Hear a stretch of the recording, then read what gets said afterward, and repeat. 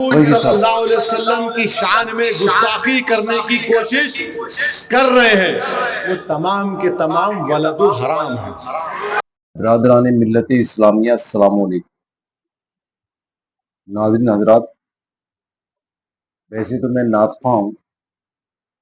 नात पढ़ने का मुझे शौक़ है और मैं पढ़ता हूँ। उसकी आवाज़ और सूरत, आवाज़ तो आती है लेकिन मेरी सूरत नहीं आती उसमें।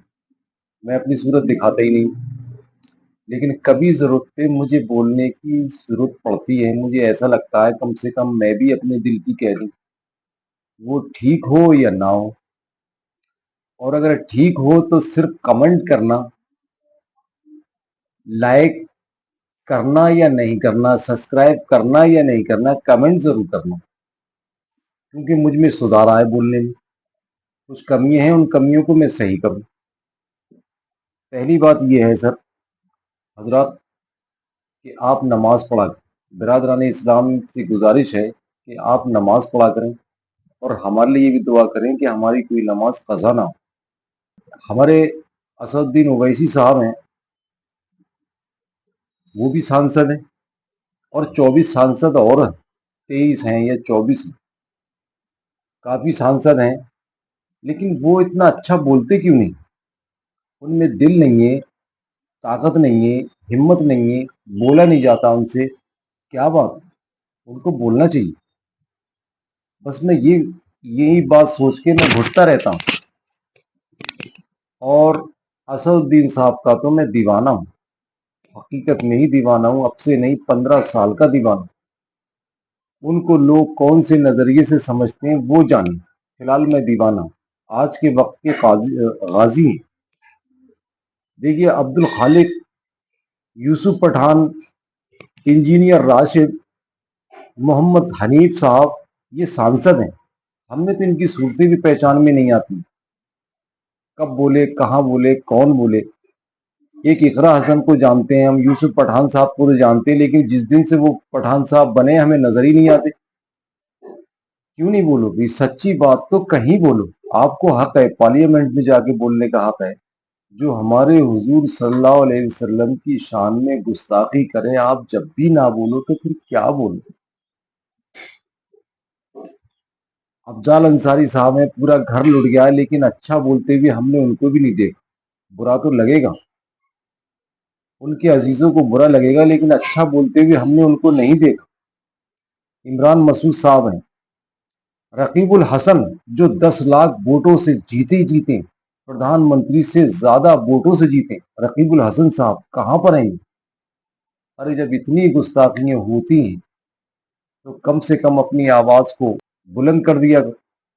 बुरा मत बोलो, अच्छा बोलो। अपने इस्लाम के लिए तो बोलो, कम से कम अपने दीन के लिए तो बोलो। वैसे भी 4%, पूरे भारत में 4% का एवरेज है सांसद का, जो होना चाहिए था 25-30%। वैसे ही हमारे सांसद नहीं, भटकने की वजह से। देखिए हमारे ओवैसी साहब ने क्या बोला, कितना बेहतर बोला। क्या कमी है इस बोलने में?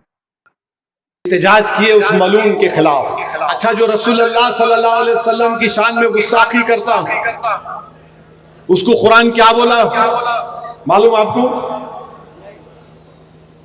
वलीद बिन मुगीरा, नाम याद रख लो। ये रसूलुल्लाह सल्लल्लाहु अलैहि वसल्लम की शान में गुस्ताखी किया तो रसूलुल्लाह सल्लल्लाहु अलैहि वसल्लम बोले कि इसमें कई ऐब है, गलतियां हैं। उसको बुला के बोले तेरे में ये ऐब है, तेरे में ये ऐब है, मानते गया। बाद में अल्लाह के रसूल सल्लल्लाहु अलैहि वसल्लम बोले तू अपने बाप की औलाद नहीं हो, तू अपने, नहीं कुरान में है, ये पूछो अपने बाप की औलाद तुम अपने बाप की औलाद नहीं हो। औलाद नहीं। वो अपनी जाके अपनी अम्मा से पूछा, अम्मा बताओ, सही सही बोलो क्या ये सच है? तो बोले हाँ, मैं अपना मुंह काला करके तेरे को पैदा करी। तो जितने भी दुनिया में अल्लाह के रसूल, देखिए, जिंदगी जिंदा दिली का नाम है, मुर्दा दिल क्या खाक जिया करती? ये है जिंदा दिली। देखिए सुनिए, सल्लल्लाहु अलैहि वसल्लम की शान में गुस्ताखी करने की कोशिश कर रहे हैं, वो तमाम के तमाम वलदुल हराम है। कुरान बोल रहा हूं, मैं अपनी कुरान की बात कर रहा हूं, फ्रीडम ऑफ रिलीजन। तो खैर हाजी सिराज अली एहतजाज किए, पुलिस को मेजर दिए, गड़बड़ हो गई, उन्होंने समझाए, पत्थर फेंक दिए। तो मध्य प्रदेश की पुलिस बुलडोजर ले जाकर 20,000 स्क्वायर फुट का घर तोड़ दिया, 20,000 स्क्वायर फुट का। हाजी शहजाद अली ने बयान दिया कि मैं अल्लाह के रसूल सल्लल्लाहु अलैहि वसल्लम की अजमत के लिए एहतजाज किया, एक 20,000 स्क्वायर फुट का घर क्या, ऐसे 10 घर में आका पर कुर्बान करता हूं। मगर मेरे भाई हाजी शहजाद अली का नुकसान हो गया। नए घर में सामान रख रहे थे, बीजेपी की जालिम हुकूमत ने घर को तोड़ दिया। क्या बात। मोदी के बुलडोजरों ने मुसलमानों के घरों को निस्तो नाबूद कर दिया। मोदी के बुलडोजरों ने मुसलमानों के घरों को चुन चुन कर, एक मोहल्ले में 20 घर है, तो एक मध्य प्रदेश का डीएम बोल रहा है कि सिर्फ मुसलमानों के घर को तोड़ूंगा, सिर्फ मुसलमानों के घरों को तोड़ दिया जा रहा है। और फिर कोई एक महाराष्ट्र में बोल रहा है कि मस्जिद में घुस के मारूंगा। सुनिए सुनिए, मस्जिद में घुस के मारूंगा। प्राइम मिनिस्टर, क्या कानून उसके पर लागू नहीं होगा जो कह रहा है कि मस्जिद में घुस के मारूंगा? कोई और बोल सकता है? क्यों कह रहा है नहीं वो? बोले। क्योंकि जानता है कि मोदी इख्तिदार पर है, इसीलिए मस्जिद में घुस के मारूंगा। मेरे भाई, इस मुल्क में मुसलमानों के खिलाफ जो नफरत के मजाहरे किए जा रहे हैं, मैं बार बार कह रहा हूं, ये वही तारीख को दोहराई जा रही है जो हिटलर के जमाने में होती थी। हिटलर के जमाने में हिटलर यहूदियों पर ऐसा ही जुल्म करता था। इनके घर को तोड़ दो, इनके कारोबार को तोड़ दो, इनको मुल्क का दुश्मन करार दो, इनके खिलाफ पिक्चरें बनाओ। अब तो जजेस भी बोलना शुरू कर दिए, लॉर्डशिप भी बोलना शुरू कर दिए। मेरे भाई जागो, मुत्तहिद हो जाओ। ये नफरत जो मुसलमानों के खिलाफ पैदा कर दी गई है, कोई बोलने के लिए तैयार नहीं है। महाराष्ट्र में कोई सेकुलर पार्टी का लीडर उस जालिम के खिलाफ बोलने के लिए तैयार नहीं है जिसने हमारे आका मोहम्मद सल्लल्लाहु अलैहि वसल्लम के शान में गुस्ताखी करने की कोशिश की। सिवाय इम्तियाज जलील के कोई आवाज नहीं उठा रहा है। मैंने इम्तियाज जलील से कहा, मजलिस के जिम्मेदारों से कहा, अपना फर्ज आप निभा रहे हैं, अल्लाह आपको सलामत रखे, अल्लाह आपकी कोशिशों में बरकत अता करेगा, अल्लाह कामयाब करेगा इंशाअल्लाह। मेरे अजीज दोस्तों और बुजुर्गों, फिर आप ये भी देखते हैं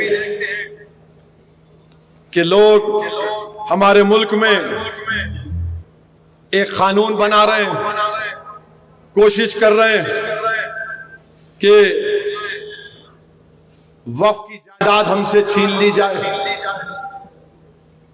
मैं बार बार कह रहा हूं, बीजेपी वाले बोलते पूरे मुल्क में ओवैसी जाकर लोगों को उकसारा, उन्हें ही बोल रहा मस्जिदें छीन लेंगे, दरगाह छीन लेंगे, कब्रस्तान छीन लेंगे, ईदगाह छीन लेंगे, जमीनात छीन लेंगे। बीजेपी वालों, तुम मेरी सच्चाई का सामना नहीं कर सकते, मैं जानता हूं। मैं चल, बहरहाल खास बात यह है, आप अपने हिंदुस्तान के अंदर कौन सा ऐसा नेता चुनेंगे, कौन सा अपना लीडर ऐसा चुनेंगे कि उसको मतलब जो आपको पसंद आए। आज के वक्त में इससे बेहतर कौन है? कौन है आज के वक्त में? इनके सर पे टोपी है, इनका लिबास सुन्नत वाला है, इनकी दाढ़ी है। कौन से लिबास वाला ऐसा आएगा जिस पे आप यकीन करेंगे? फिलहाल देखिए। मैं जानता हूं तुम्हारी हरकतें क्या हैं। ये जो कह रहा हूं भारत के मुसलमानों से कह रहा हूं, याद रखो, हमने एक बाबरी मस्जिद को खोया, और क्यों खोया बता रहा हूं आज तुमको। ये जो कानून मोदी लाए हैं, बिल लाए हैं, कानून नहीं बना अभी, इसमें वक्फ बाय यूजर है, यानी आप किसी चीज को इस्तेमाल करते हैं तो उससे उसके इस्तेमाल पर वो वक्फ हो जाती है। मिसाल के तौर पर एक कब्रिस्तान है, तदफीन हो रही, वक्फ की हो जाती बरसों से। मस्जिद है, जिस अंग्रेजी का वर्ड है टाइम इन मेमोरियल से आप नमाज पढ़ रहे हैं, वक्फ बाय यूजर है। ईदगाह है, तो अब मोदी क्या किए, वक्फ बाय यूजर को निकाल दिए, और मोदी ये बोल रहे हैं कि आप रजिस्टर्ड डीड से अब आप वक्फ करना, यानी जितने वक्फ की प्रॉपर्टियां हैं 33,000 वक्फ की प्रॉपर्टी तेलंगाना में। तो मोदी ये बोल रहे हैं कि अब ये कानून जब खुदा ना खास्ता बन गया तो ये 33,000 वक्फ की प्रॉपर्टीज जो तेलंगाना में है, इसमें 90% के पास डीड नहीं है, रजिस्टर्ड डीड नहीं है, तो वो क्या होंगे, वक्फ नहीं रहेंगे। यार बात ये है कि ये जो मैंने आपको सांसद बोले, जो 20, 22, 24 सांसद हैं, फर्क क्या है इनमें उनमें, कि वो सांसद मजबूर हैं, किसी और पार्टी के अंडर में, कोई भी अल्फाज बोलने की उनको अथॉरिटी नहीं। फर्क इतना, सांसद होके भी ना सांसद, मैं सबको नहीं कह रहा हूं, कुछ सांसद बोले, इकरा हसन बोले, ये संभल वाले जो सांसद साहब हैं उनका नाम मैं भूल रहा हूं, मैं वो बोले, कुछ बोले, 2-4 सांसद बोले, लेकिन बहुत मुश्किल से, बहुत मजबूरी में, जब बिल्कुल वक्त आगे करीब हो जाता है जब भी कुछ बोले। लेकिन और सांसद सब अपनी अपनी पार्टियों में मजबूर हैं। अगर शायद ये इसी पार्टी में होते, इतने ही सांसद होते तो काफी हो जाता, सब मजबूर हैं। फिलहाल मैं यही कहता हूं कि अपने अकायद की पहचान कीजिए और एक हो जाओ और नेक हो जाओ, बस मैं तो ये चाहता हूं। आप नेक होके और एक होकर के दिखाओ तो सही, बस इतना कहना चाहता हूं। खुदा हाफिज।